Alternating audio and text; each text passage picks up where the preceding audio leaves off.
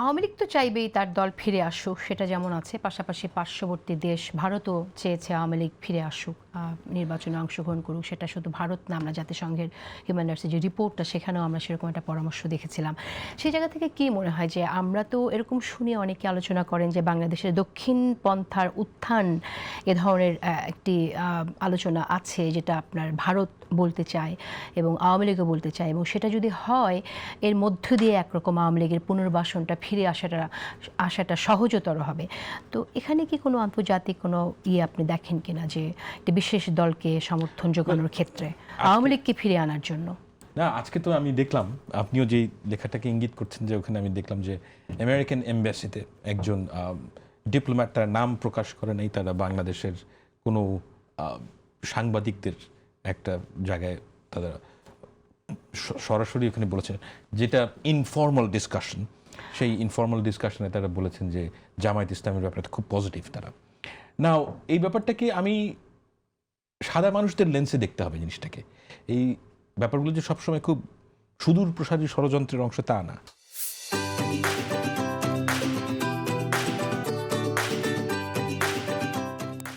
এখানে একটা ব্যাপার হচ্ছে, সাদা মানুষরা যেভাবে ডেমোক্রেসিকে বোঝে, সেটা হচ্ছে একটা দেশে আপনার পলিটিক্যাল ফোর্সগুলোকে অ্যাক্টিভেট করতে হবে অনেকগুলো যদি থাকে। তবে আপনি যে রেফারেন্সটা দিলেন, এর বাইরেও যদি আমরা বলি, আমি ভারতের রেফারেন্সটা আমি টেনেছি, সেই জায়গা থেকে ওরা তো স্পষ্টই বলেছে যে আওয়ামী লীগের এবার নির্বাচনে থাকার ব্যাপারে আমরা কিন্তু স্পষ্ট দেখেছিলাম যে ইন্ডিয়া খুবই পজিটিভ আওয়ামী লীগ, কিন্তু আওয়ামী লীগের পক্ষে ফিরে আসা, আমি মানে বিদেশি আবার আমরা কিন্তু জামাতের নেতার সাথে ইন্ডিয়ার কূটনীতিবিদের মিটিং এর কথাও আমরা শুনেছি। এবং আমি জানি মানে আরো নেতা রয়েছে যাদের সাথে ভারতীয় পার্লামেন্ট মেম্বাররা বাংলাদেশে এসে দেখা করেছেন, এগেইন গুপ্ত সুপ্ত ভাবে, হোয়াটএভার ইউ সে। এগুলো হয়, এগুলো নিয়ে তো মানে উতলা হওয়ার কিছু নাই। একটা স্বাধীন রাষ্ট্রে এই ধরনের ঘটনা ঘটবেই।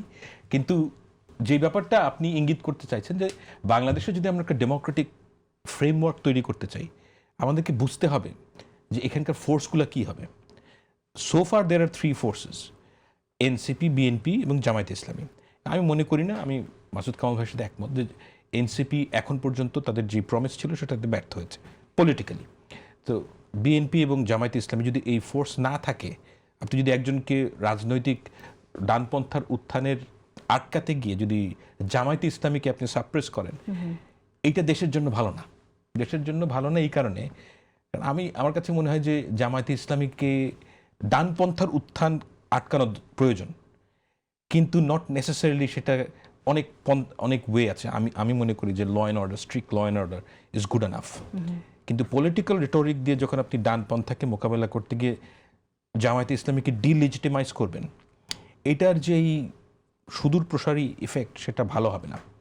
কারণ আমরা অলরেডি আওয়ামী লীগ নামক দলটাকে মনে করছি যে ওই নামে অ্যাটলিস্ট সে পলিটিক্স করতে পারবে না। কারণ সব ফ্রন্টে শত্রু বানায় দেশ এক অকার্যকর দিকে যাওয়া, এটা কোনো বুদ্ধিমানের কাজ না। Let's commit to the system, এবং এই সিস্টেমের মধ্যে কিছু ফান্ডামেন্টাল আমাদের একমত হতে হবে। এই বিষয়গুলো একমত হতে হবে। জামাতকে রেগুলার পলিটিক্স করতে দিতে হবে। তারা যদি এই গুপ্ত না, আমি বলছি ফার রাইটের পলিটিক্স করে, আই এম কনফিডেন্ট বাংলাদেশের মানুষ এক্সট্রিমিস্ট না বাই নেচার। আপনাকে অনেকভাবে গালি দিতে পারেন, কিন্তু সে ওই চরমপন্থার রাজনীতিকে, এটা খুব ছোট্ট একটা ফোর্স এই কাজটা করতে চায়, এবং তারা কিন্তু খুব একটা সফল হয় না। বাংলাদেশের রাজনীতি tends to centre around the middle, তো ওই দিকেই আসবে। এবং বিএনপিকে আমি একটা কথা বলি, যে তাকে সেন্টারটা ধরে রাখতে হবে। তারা যেন এই জামায়াতে ইসলামের প্রলোভনে পড়ে ফার রাইটের দিকে চলে না যায়। সেন্ট্রিস্ট পলিটিক্স একটা নির্দিষ্ট ধরনের পলিটিক্স, এই পলিটিক্স করার জন্য, সেন্ট্রিস্ট পলিটিক্স মানে এই না যে আপনার কোনো আদর্শ নাই। সেন্ট্রিস্ট পলিটিক্স সবাইকে সাথে নিয়ে যে রাজনীতি তারা করতে চাইছে, সেটাই